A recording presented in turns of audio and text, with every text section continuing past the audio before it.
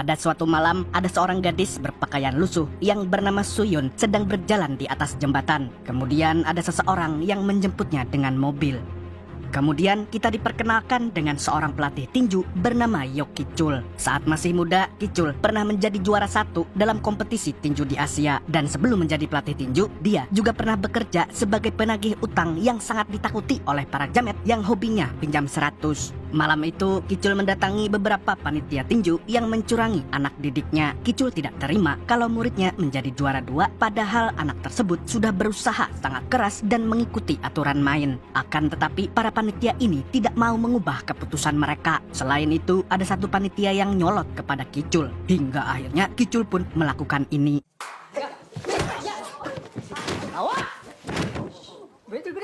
Setelah kejadian itu, Ki-chul dipecat dan tidak boleh lagi melatih tinju. Tapi untungnya Ki-chul mendapatkan pekerjaan baru sebagai guru olahraga berkat rekomendasi dari adiknya. Sebagai adik, wanita itu sangat yakin kalau Ki-chul adalah orang yang multitalentan dan bisa bekerja menjadi apa saja. Namun, sekolahnya berada di kota yang terpencil sehingga dia harus ngekos di kota tersebut. Namun saat menuju ke sana, ban mobilnya tiba-tiba bocor dan harus diderek ke bengkel. Selagi menunggu mobilnya diperbaiki, Ki-chul melihat ada seorang gadis bernama Yujin yang sedang cekcok dengan para pembuli karena posternya dicoret-coret. Dan ternyata poster yang dia bawa adalah poster orang hilang yang menunjukkan foto Soyun alias gadis yang ada di awal film. Karena marah, Sujin pun memukul salah satu pembuli tadi dan hampir baku hantam.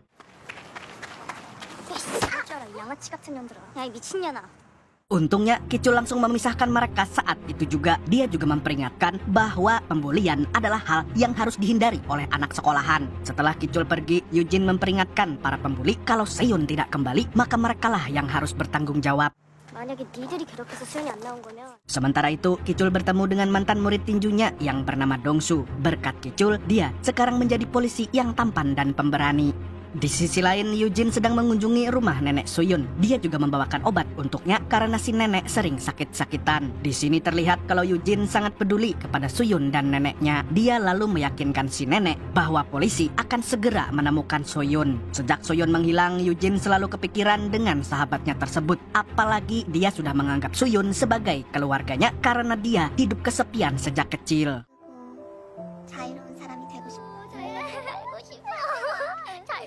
Malam harinya, Ki-chul latihan tinju di luar kontrakannya. Lalu secara tidak sengaja, dia melihat ada seorang gadis yang diculik oleh sekelompok jamet. Dia pun hanya bisa geleng-geleng dan merasa kalau kota itu sangat aneh.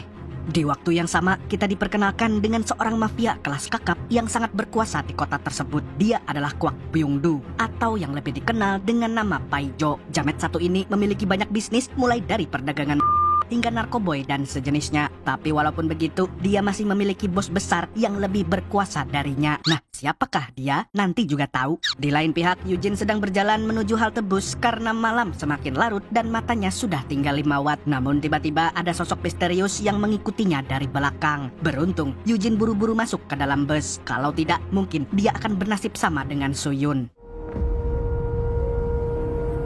Keesokan harinya, Ki-chul akhirnya resmi menjadi guru di sekolah barunya. Selain menjadi guru penjas, dia juga ditunjuk sebagai kepala kesiswaan yang bertugas untuk menagih uang bulanan siswa sana. Sebagai orang yang pernah bekerja sebagai debt collector, hal ini tentu saja bukan pekerjaan yang sulit. Setelah perkenalan dengan para guru, Ki-chul mendapatkan tempat duduk di samping Jisung atau yang lebih dikenal dengan nama Pak Tukimin. Dia adalah guru paling seni, paling muda di sekolah tersebut. Maksudnya guru seni.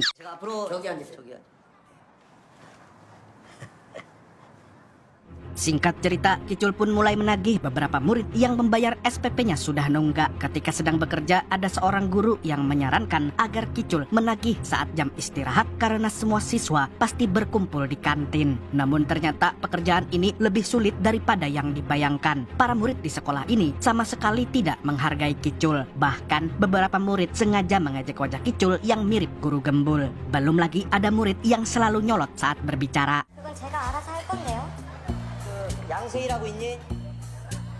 Kemudian Kicul melihat Eugene yang baru saja keluar dari kantin. Dan kebetulan gadis itu juga belum membayar SPP. Tapi saat ditagih, Eugene justru terlihat sangat santuy. Dia sama sekali tidak peduli dengan SPP dan tidak berniat untuk melanjutkan pendidikannya. Sebagai guru, Kicul pun mengingatkan Eugene supaya dia tidak berpikiran seperti Jamet Madesu. Selain itu, Kicul juga menanyakan kenapa Suyun tidak pernah masuk sekolah. Dia lalu bertanya apakah Suyun sengaja kabur karena tidak mau membayar SPP. Mendengar itu, Eugene pun langsung marah kepada Kicul. 잘 알지도 못하면서 마음대로 얘기하지 마세요. 예?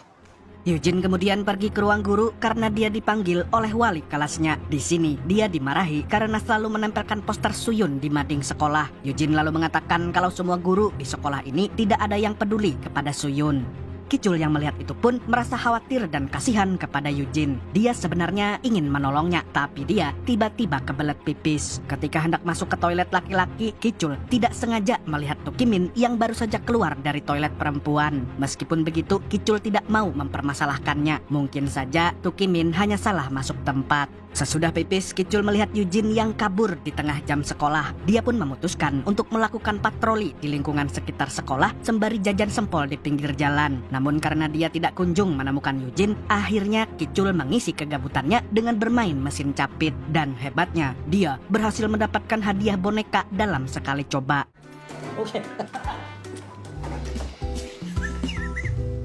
Kicul kemudian melanjutkan patrolinya di tempat tersebut dan di tengah jalan dia melihat ada seorang calon gubernur yang sedang berkampanye. Orang itu bernama Kim Ki-tae atau yang lebih dikenal dengan julukan Kim Samidi. Dari respon masyarakat terlihat ada banyak orang yang sangat menyukainya. Walaupun demikian ada beberapa orang yang menganggap Kim Samidi sebagai orang jahat dan memiliki hubungan bisnis dengan Paijo. Selagi mendengarkan kampanye, tiba-tiba Kicul melihat Eugene yang nekat masuk ke dalam klub milik Paijo. Di sana Eugene menanyakan tentang Suyun kepada para gangster yang berjaga. Tapi karena dia masuk tanpa izin, mereka pun memperlakukannya dengan sangat kasar. Tapi untungnya Kicul segera datang dan mengeluarkan Eugene dari sana.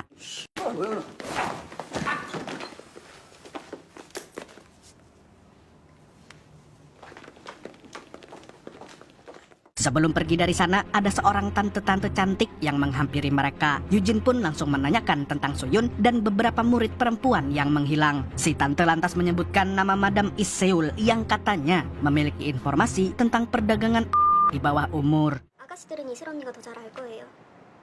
Malamnya, Kicul ingin mengantarkan Eugene sampai ke rumahnya. Di tengah perjalanan, Eugene ngotot ingin menyelidiki kasus ini lebih jauh lagi. Tapi di sisi lain, Kicul menyarankan agar Eugene membiarkan polisi untuk mencari sahabatnya. Eugene pun kesal mendengar perkataan Kicul karena selama ini dia juga sudah melaporkannya kepada Pak Polisi. Dan hingga sekarang polisi sama sekali tidak melakukan apapun. Eugene yang kesal pun akhirnya minta diturunkan di tengah jalan. Namun yang dia tidak tahu ada sosok misterius yang sedang mengawasi. Lalu tiba-tiba bersamaan dengan itu, Kicul kembali ke tempat tadi untuk mengembalikan ponsel Eugene yang ketinggalan. Sesampainya di sana, sosok misterius itu hendak mengikat Eugene dan memasukkannya ke dalam mobil. Beruntung, Kicul berhasil mengusir si Jamet saat itu juga. Akan tetapi, Eugene masih tergeletak pingsan di pinggir jalan. Tanpa pikir panjang, Kicul langsung membawanya ke rumah sakit. Selain itu, dia juga memanggil polisi untuk mengusut kasus ini. Namun, dia tidak bisa berharap banyak kepada para polisi yang mulutnya bau beras kencur. Bahkan menurut Dongsu, para polisi akan lebih banyak diam ketika pemilu akan dilaksanakan. Oleh karena itu, dia menyarankan agar Kicul menjauh dari kasus tersebut. 코치님 저희들이 알아서 할 테니까요. 너무 신경 쓰지 마시고. Besoknya, Kicul mengunjungi rumah nenek Suyun untuk meminta tanda tangannya. Dia telah membuatkan surat laporan yang resmi agar polisi mau menyelidiki dan mencari keberadaan Suyun. Kicul lalu memberikan surat tersebut kepada Dongsu dan mendesaknya untuk segera menindaklanjuti laporan tersebut. Setelahnya, Kicul menemui wali kelas Eugene untuk membantu dalam penyelidikan ini. Tapi sayangnya, guru tersebut tidak mau ikut campur. Tidak hanya itu, Kicul juga ditegur oleh guru lain karena terlalu serius dalam kasus Suyun. Dia pun diminta untuk lebih fokus dalam bekerja. 그냥 놔두고 돈 없는 애들. Lah, itu kan juga termasuk pekerjaan Pak Guru. Gimana sih nih gurunya? Lalu pada jam istirahat, Eugene ingin meminta bantuan kepada Kicul untuk menemui Madam Iseul bersamanya. Akan tetapi, Kicul menyuruh Eugene untuk menunggu polisi terlebih dahulu. Mendengar hal itu, Eugene pun merasa sangat kecewa kepada Kicul. 그냥 애들 돈이나 뜯고 다니세요. 야, Seketika Kicul langsung menyesal karena tidak bisa membantunya. Saat dia hendak memanggilnya lagi, ternyata Yujin sedang bersama Pak Tukimin. Alhasil, dia pun kembali berpatroli di sekolah untuk mencari murid-murid nakal yang melanggar aturan. Tidak lama kemudian, dia melihat ada kepulan asap dari toilet wanita. Dan tidak disangka-sangka ada beberapa murid yang sedang nyebat dengan santainya. Ditambah lagi, mereka semua pengguna rokok Samsu. Kicul lalu mengecek ke setiap sudut toilet untuk mencari murid lainnya. Kemudian dia tidak sengaja melihat sebuah kamera yang terpasang di mesin pengharum ruangan. Kicul pun berniat untuk melaporkan hal tersebut kepada wakil kepala sekolah. Tapi saat dia belum sempat berbicara, wakil kepala sekolah tiba-tiba memarahinya karena telah melaporkan hilangnya Suyun kepada polisi. Menurut pihak sekolah, laporan itu bisa mencemarkan nama baik lembaga. Jadi sebaiknya Kicul menghindari hal tersebut dan bisa lebih fokus dalam pekerjaannya. 튀어나온 못은 망치를 부르게 됩니다. Kicul kemudian masuk ke ruang komputer untuk membuka isi memori dari kamera yang dia temukan. Dan ternyata orang yang memasang kamera itu adalah Tukimin, padahal mukanya kayak orang bener. Tapi nyatanya ganteng-ganteng cuak. Tanpa pikir panjang, Kicul langsung masuk ke ruang guru di saat semuanya sudah pulang. Dia lalu mengecek laptop si Jamet yang berisi pesan-pesan rayuan kepada para murid-muridnya, termasuk Suyun dan Yujin. Tidak hanya itu, Tukimin juga mengajak para gadis ini untuk jalan-jalan. Kicul pun langsung menghubungi Dongsu untuk membantunya menangkap Tukimin. Tetapi polisi itu tidak bisa mengangkat telepon karena sedang dihukum oleh atasannya. Kicul kemudian menelpon Yujin yang ternyata sedang diantarkan pulang oleh Tukimin. Kicul pun memberitahunya kalau Tukimin adalah guru yang sangat cuak dan berbahaya bagi Yujin. Dia juga mengatakan kalau Tukimin adalah orang terakhir yang menghubungi Suyun sebelum menghilang. Mendengar itu, Yujin langsung memberitahu lokasi rumah Tukimin. 그날 밤에 수연이 데려간 게 그놈이더라고. Lalu untuk memastikan lagi, Yujin bertanya tentang Suyun kepada Tukimin. Namun tiba-tiba mata si Jamet berubah menjadi saringan. Tidak hanya itu, dia juga langsung memukul Yujin hingga tak sadarkan diri. Sesaat kemudian Yujin terbangun di rumah Tukimin dalam keadaan tubuh yang terikat. Di sini Tukimin kembali bersikap baik kepada muridnya itu, padahal kebusukannya sudah terungkap. Selagi Tukimin membacot, Yujin tidak sengaja melihat ponsel milik Suyun, yang artinya Tukimin memang terlibat dalam penculikan sahabatnya. Beruntung Kicul datang di waktu yang tepat dan membuat Tukimin ketar-ketir. Dia pun berusaha menyembunyikan Yujin, tapi Kicul sudah terlanjur melihatnya. Lalu dengan pukulan mautnya, Kicul berhasil mendobrak pintu rumah si Tukimin. Dan tanpa membuang waktu lagi, Kicul langsung menggaplok si Jamet hingga pingsan.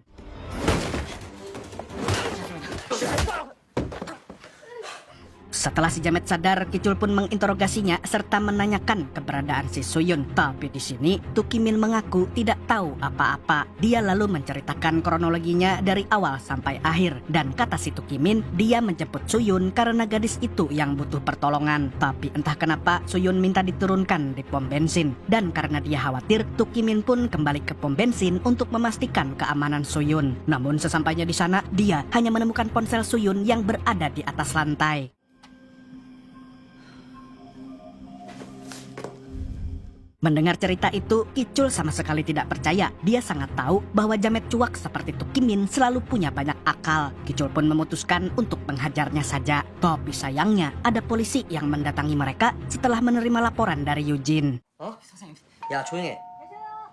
Di kantor polisi, Kicul menekankan bahwa Tukimin adalah guru cuak yang membahayakan murid-muridnya. Jadi bagaimanapun caranya, polisi harus menyelidikinya dengan benar. Terutama mengecek data di ponsel Suyun yang ternyata sudah rusak. Tapi entah kenapa, firasat Kicul mengatakan kalau semua polisi di sana sudah korup dan tolil. Oleh karenanya, dia pun mempercayakan hal ini kepada Dongsu. 아, 자꾸 이런 식으로 하면 안 되는 거 아니야? 아, 지도 잘 알죠. Dan benar saja, polisi yang menangani kasus Suyun ternyata memang sangat korup. Dia juga telah disogok oleh Samidi dan Paijo untuk menutupi semua kejahatan mereka. Kali ini dia melaporkan tentang kasus Suyun yang dilaporkan terus oleh Kicul. Mendengar itu, Paijo pun segera memberitahu Samidi. Di sini akhirnya terungkap kalau kasus Suyun berhubungan dengan pemilu yang akan dilakukan oleh Pak Samidi. Dan yang paling mengejutkan adalah ternyata Tukimin merupakan anak tunggal dari Samidi. Setelah mengetahui kabar tersebut, Samidi pun menggaplok Paijo berkali-kali karena tidak becus dalam menutupi kejahatan anaknya. 중요한 시기에 일 처리 그렇게밖에 못해? Keesokan harinya, para guru terkejut saat melihat poster di mading sekolah karena Yujin diam-diam membongkar semua kejahatan Tukimin. Kicul yang melihat itu pun mulai khawatir. Dia lantas menasihati Yujin untuk lebih tenang dan tidak ceroboh. Kalau pihak sekolah tahu tentang hal ini, bisa-bisa Yujin malah kena marah lagi. Tapi Yujin tidak merasa ceroboh sama sekali. Menurutnya, yang dia lakukan selama ini sudah benar. 이제 나이만 먹으면 된다고요. Awalnya, Kicul memang merasa optimis kalau kasus ini akan segera terbongkar. Tapi nyatanya, situasi malah semakin tidak terkendali. Dia tiba-tiba dipanggil oleh ketua yayasan sekolah yang tidak lain adalah Pak Samidi. Sebagai orang yang paling berkuasa, Samidi pun memecat Kicul tanpa alasan. Dia bahkan memberikan pesangon yang cukup banyak supaya Kicul mau angkat kaki dari sekolahnya. 좋은 게 좋은 거 아니겠습니까? Keesokan harinya, Kicul mendapatkan telepon dari Dongsu yang memberitahunya bahwa Suyun sudah ketemu. Namun naasnya, dia ditemukan di sungai dalam keadaan tidak bernyawa. Yujin yang berada di sana pun langsung histeris sejadi-jadinya.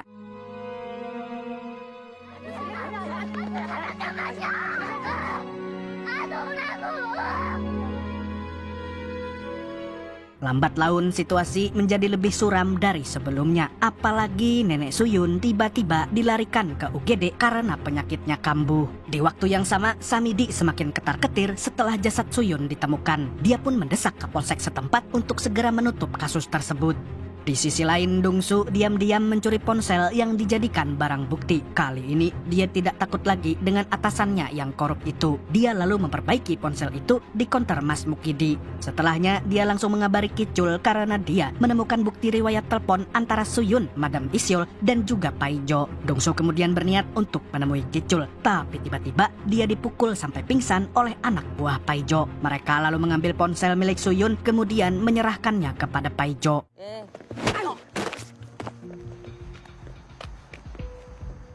Sementara itu, Kicul pergi ke klub milik Paijo untuk mencari Madam Iseol. Singkat cerita, Kicul akhirnya bertemu dengan si Madam. Tanpa banyak basa-basi, dia pun langsung menanyakan apa yang sebenarnya terjadi kepada Suyun. Madam pun menceritakan semuanya dari awal. Dia mengatakan kalau Suyun terpaksa bekerja di tempat Paijo karena mendiang orang tuanya memiliki hutang yang sangat besar. Awalnya, dia hanya disuruh menyanyi lagu-lagu happy asmara. Tapi lama-kelamaan, dia mulai diperjualbelikan terutama kepada pejabat korup seperti Pak Samidi. Hingga pada suatu malam Suyun memberontak dan kabur ketika dia dipaksa oleh seorang komisaris polisi.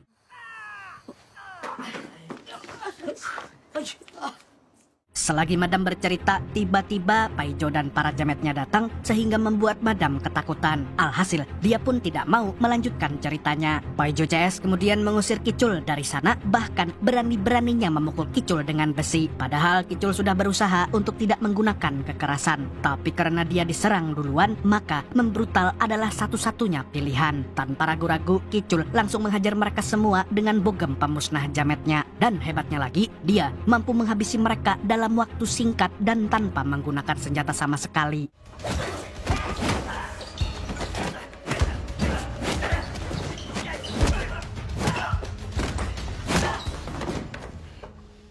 Setelah Paijo sadar dari pingsannya, Kicul langsung menginterogasinya tentang pembunuhan si Suyun. Di sini Paijo mengatakan kalau dia bukanlah pembunuhnya. Jadi pada malam itu dia mencari Suyun ke sebuah pom bensin dan berniat untuk memberi hukuman. Namun ternyata gadis itu sudah disekap oleh Tukimin yang merupakan anak dari bosnya sendiri. Paijo pun langsung menghubungi Samidi untuk melihat apa yang sudah dilakukan oleh anaknya. Dan sesampainya di sana, Suyun sudah berada dalam kondisi sekarat. Melihat hal itu, Samidi pun langsung menyiksa Tukimin karena yang dia lakukan bisa mengganggu kemenangannya di pemilu nanti.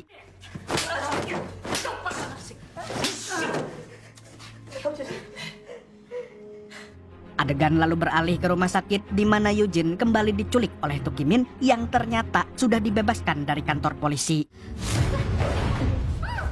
Si Jamet lalu membawa Yujin ke rumahnya untuk dieksekusi. Namun tiba-tiba ada orang yang menggedor-gedor pintunya. Sontak Tukimin pun langsung berusaha menyembunyikan Yujin. Tak berselang lama pintu pun terdobrak. Dan ternyata orang yang menggedor-gedor tadi adalah Pak Samidi. Samidi lalu menyuruh Tukimin untuk pergi ke luar negeri untuk bersembunyi sementara waktu. Akan tetapi Tukimin tidak mau pergi karena dia masih ingin mencari target QQ di Korea. Dia juga mengungkit kematian Suyun yang ternyata dibunuh langsung oleh Samidi untuk menutupi kejahatannya. Menurut Tukimin, semuanya kacau gara-gara Suyun mati. Mendengar itu, Samidi pun naik darah dan langsung menyiksa Tukimin tanpa ampun. Setelah puas menyiksa, dia menyuruh Tukimin untuk berkemas karena pesawatnya akan berangkat besok pagi. Kemudian Samidi pergi begitu saja. Di waktu yang sama, Kicul mendapatkan kabar dari Dongsu dan Ibu Yujin kalau gadis itu tiba-tiba menghilang dari rumah sakit. Ibu Yujin pun meminta tolong agar Kicul bisa mencarinya. Tanpa berlama-lama, Kicul langsung pergi ke rumah Tukimin. Tapi dia tidak menemukan siapapun di sana. Dia lalu mendobrak pintu gudang dan akhirnya menemukan sebuah alamat. Tampaknya itu adalah alamat dari rumah kedua Tukimin.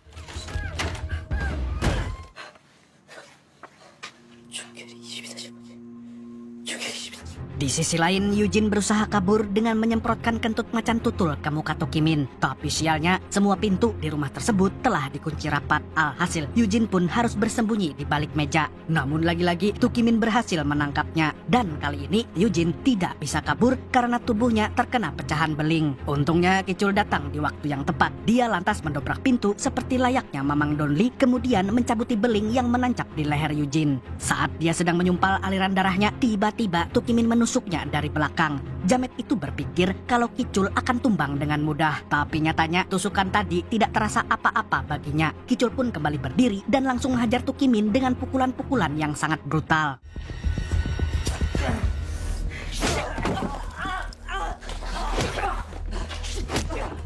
Kicul sebenarnya bisa menghabisinya dengan mudah. Akan tetapi dia memilih untuk membawa Yujin ke rumah sakit. Ketika dia akan menggotongnya, tiba-tiba Tukimin menyerangnya lagi. Kali ini kesabaran Kicul pun sudah habis. Dia akhirnya mengeluarkan tinjuan maut yang membuat Tukimin terkapar dengan mengenaskan. Mamam. Kicul kemudian buru-buru membawa Yujin ke rumah sakit sebelum dia kehabisan darah. Di tengah jalan, Yujin memberitahu kalau pembunuh Suyun adalah Samidi. Dan secara tidak langsung, dia meminta Kicul untuk membalaskan dendamnya.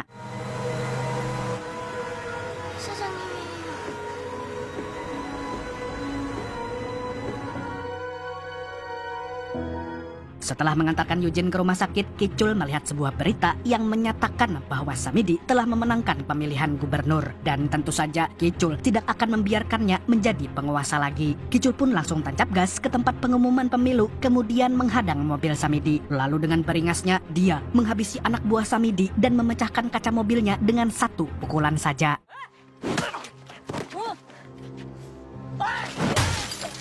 Sesaat kemudian polisi datang untuk menangkap Samidi dan semua itu berkat Dongsu yang tidak mau diatur oleh para atasan korup. Di akhir film, Samidi dan antek-anteknya ditangkap polisi atas semua kejahatan yang mereka lakukan selama ini. Sementara itu, Kicul memutuskan untuk kembali ke kota asalnya dan memulai hidup baru di sana. Tapi sebelum pergi, dia sempat memberikan hadiah boneka untuk si Yujin. Dan film pun tamat dengan happy ending. Dari film ini kita belajar bahwa kejahatan itu tidak boleh dibiarkan. Apalagi kalau kita melihatnya dengan mata kepala sendiri. Jadi mulai sekarang kita harus selalu mengingatkan orang-orang yang berbuat jahat. Misalnya ketika ada jamet yang mengaku ganteng. Mau tidak mau kita harus menegurnya. Karena hal tersebut adalah sebuah kejahatan tingkat tinggi. Segitu dulu untuk hari ini. Saya Tobi mewakili penjual es kulkul se-Indonesia mengucapkan sampai jumpa di video selanjutnya. Dan kamsia. Assalamualaikum warahmatullahi wabarakatuh.